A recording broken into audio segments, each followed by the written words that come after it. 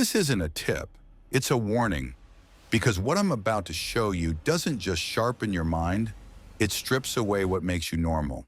You'll start thinking 3 moves ahead, you'll stop trusting people, and maybe start using them. This brain hack doesn't just make you powerful, it makes you dangerous. And once you cross that line, you don't come back the same. In today's episode of The Quiet Mind, we're diving deep into a question that haunts many thoughtful people. Why do deep thinkers often feel isolated, misunderstood, or disconnected from the world around them? If you've ever asked yourself why you feel out of step with others, why surface-level conversations leave you drained, or why the world feels too loud, too fast, and too shallow, this episode is for you. This is not a flaw in your wiring. This is not something to fix. What you're experiencing may be part of a deeper, richer process, one that has touched philosophers, mystics, and visionaries for centuries. Let's talk about the paradox of depth in a shallow world, and more importantly, what you can do to find peace, connection, and clarity in a culture that often doesn't understand you. The invisible struggle of the thinker. From a young age, some people sense things more deeply than others. They don't just see what is happening, they ask why it's happening. They don't just react, they reflect. And while that reflection can lead to insights, compassion, and wisdom, it can also lead to confusion, alienation, and pain. Why? Because the modern world moves quickly. It rewards speed over depth, certainty over questioning, image over essence. Deep thinkers often grow up feeling like aliens in their own communities. They ask unsettling questions. Why do we work jobs we hate? Why is success measured in numbers? Why do people say one thing and do another? At first, this curiosity might be praised. You're called bright, thoughtful, maybe even wise beyond your years. But as you grow older, the praise shifts. People say you overthink things. You're too sensitive, too intense. And without even realizing it, you start pulling back. You stop asking the deeper questions, not because they've vanished, but because they've stopped being welcome. The myth of too much. Let's get one thing clear. You are not too much. You are not too curious, too emotional, too analytical, too philosophical. You are simply living in a world that doesn't know what to do with your depth. The culture often romanticizes thinkers after they're gone. Einstein, Socrates, Simone Weil, Kierkegaard. But in their time, these people were ridiculed, ignored, even punished. Why? Because real thinking challenges systems. It threatens comfort. It dares to peel back the illusion.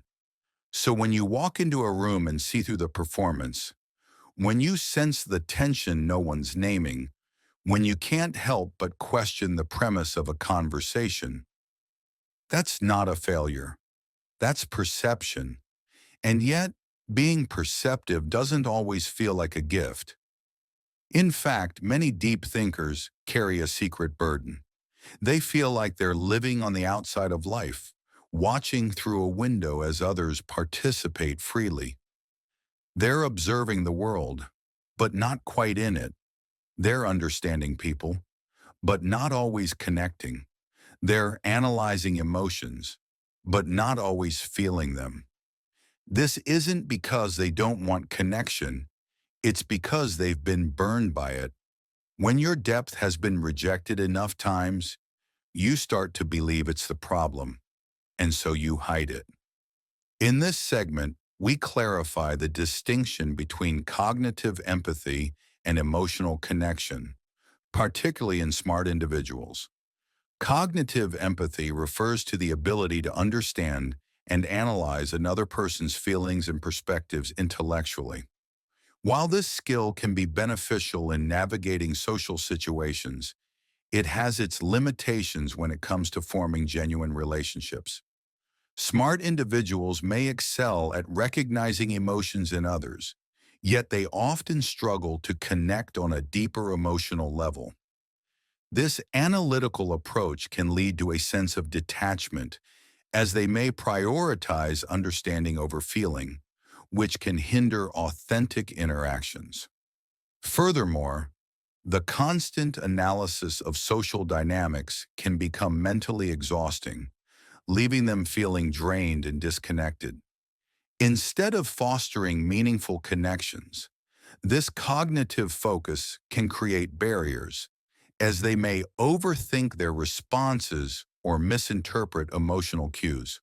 To cultivate genuine relationships, emotional engagement is essential.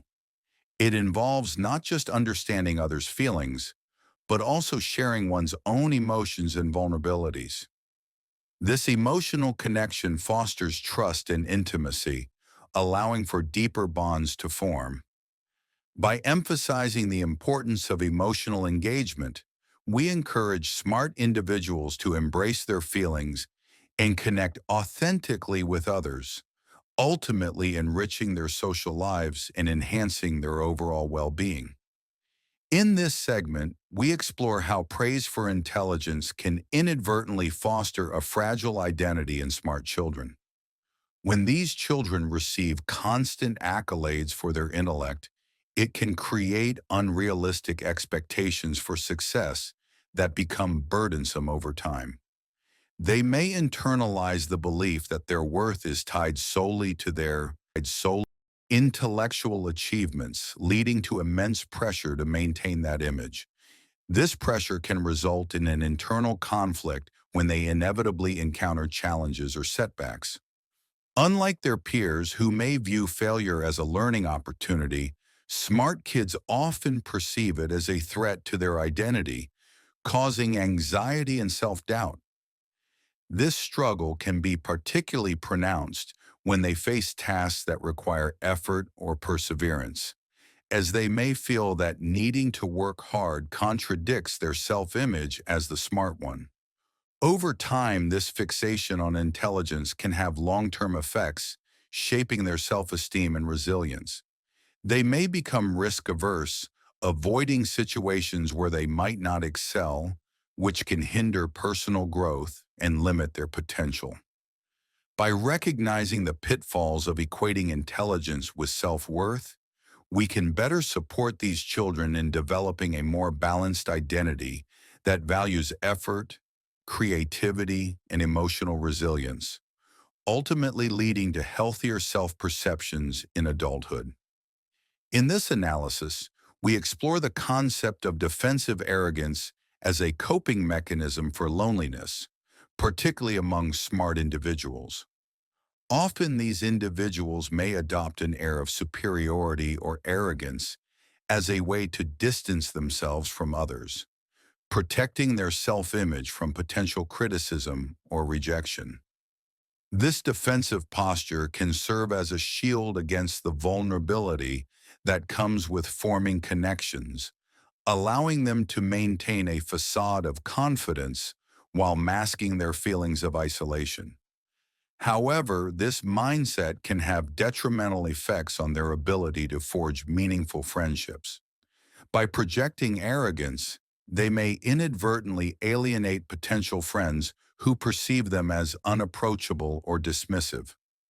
This creates a cycle of loneliness, as their defensive behavior pushes others away, reinforcing their isolation. To break this cycle, it is essential for smart individuals to embrace humility and vulnerability. Acknowledging their imperfections and being open about their struggles can foster deeper connections with others. When they allow themselves to be vulnerable, they invite empathy and understanding, paving the way for authentic relationships. Ultimately, recognizing the limitations of defensive arrogance and cultivating a mindset of humility can lead to richer social interactions and a greater sense of belonging, helping to alleviate the loneliness that often accompanies high intelligence. In this section, We offer strategies for redefining self-worth beyond the confines of intelligence, encouraging individuals to let go of the smart kid identity that can be limiting. First and foremost, it's essential to recognize that intelligence is just one facet of a multifaceted self. By shifting focus away from being labeled solely as smart, individuals can explore other aspects of their identity, such as creativity, kindness, or resilience. Embracing a growth mindset is crucial. This means viewing challenges and failures as opportunities for learning rather than threats to self-worth. When setbacks occur, reflecting on the lessons learned can foster personal development and a healthier self-image. To facilitate this shift, we suggest practical steps for participating in new experiences that lie outside one's comfort zone. This could involve trying a new hobby, joining a community group, or volunteering for a cause that resonates personally. Engaging in diverse activities not only broadens skills, but also helps build connections with others who share similar interests. By actively participating in various experiences, individuals can cultivate a sense of self that is rich and varied, ultimately leading to a more fulfilling life. Redefining self-worth in this way allows for a deeper appreciation of oneself beyond mere intelligence, fostering a more holistic sense of identity. In this discussion, we focus on how to foster genuine connections by stepping out of comfort zones. One of the most crucial aspects of building meaningful relationships is showing up authentically in social situations. When individuals present their true selves, they create an environment where others feel safe to do the same, paving the way for deeper connections. However, stepping out of one's comfort zone often involves discomfort, and it's essential to embrace that feeling rather than shy away from it. Engaging with others, even when it feels challenging, can lead to unexpected and rewarding interactions. By initiating conversations or participating in group activities, individuals can break down barriers and foster sense of belonging. Defensive depth. Over time, many deep thinkers develop a defense mechanism. They retreat into their minds not just as a home, but as a fortress. Instead of sharing, they analyze. Instead of expressing, they edit. Instead of feeling, they think. And while this can make them appear calm, composed, even wise, it can also become a prison, because thinking alone doesn't heal. Insight without connection becomes a loop. Reflection without vulnerability becomes isolation. Many intellectuals, philosophers, and creatives have described this. A mind that's sharp, but a heart that feels far away. A life full of understanding, but lacking warmth. A brilliance that shines outward, but not inward. And here's the painful irony. The more you understand, the lonelier you can feel. Because you see all the patterns. You understand all the dynamics. You predict the outcomes before they happen. But seeing is not the same as experiencing. Understanding is not the same as belonging. The cost of clarity. The ability to think deeply can be isolating, but even more isolating is the belief that you shouldn't feel this way. Smart people often believe they should be able to solve their sadness. They try to outthink their emotions. They say things like, "I know this doesn't make sense, but I still feel empty." Or, "I understand why I'm struggling, but I can't make it stop." And that's the trap. You can't logic your way into wholeness. You can't dissect your way into love. You can't explain your way into connection. At some point, every deep thinker faces a choice. Continue analyzing everything from a safe distance, or begin engaging with life even when it's messy, unpredictable, and unsolvable. Because real life isn't a thought experiment. It's not a debate to win or a theory to master.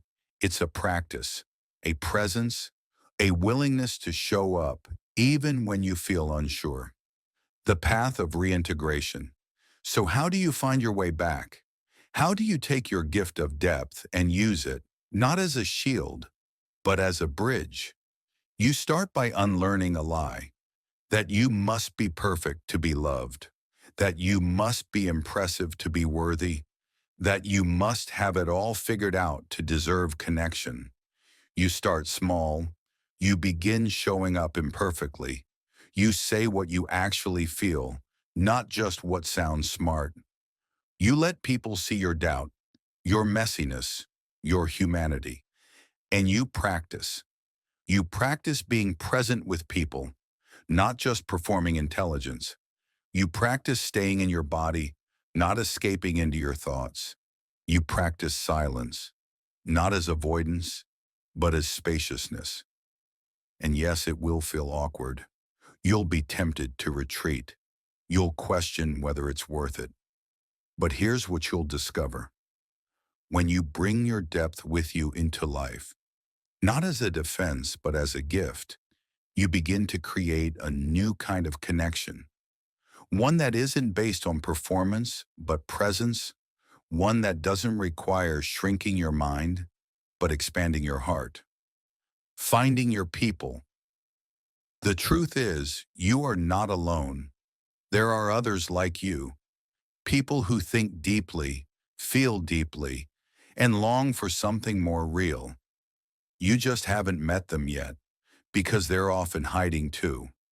They're sitting in the same coffee shops, walking through the same crowds, smiling politely at the same shallow conversations.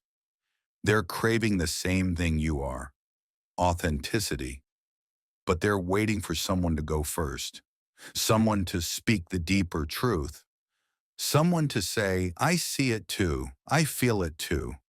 And when that happens, when two deep souls recognize each other, it's like coming home. You don't need hundreds of friends. You need a few people you can be real with. People who don't flinch at your honesty. People who aren't threatened by your mind. People who don't ask you to shrink. And they're out there, but you won't find them by hiding your depth. You'll find them by honoring it, out loud in the open, with courage. So if you've ever felt like an outsider because of your thoughts, remember this: you are not broken. You are not too much. You are simply deep in a world that often celebrates the shallow. And while society may fear deep thinkers, it's the deep thinkers who push humanity forward. If this video resonated with you, share your thoughts in the comments. Have you ever been rejected or misunderstood for seeing the world differently? Let's start a conversation. And if you want to explore more insights from history's greatest minds and modern reflections on living with depth, hit that subscribe button. We're just getting started.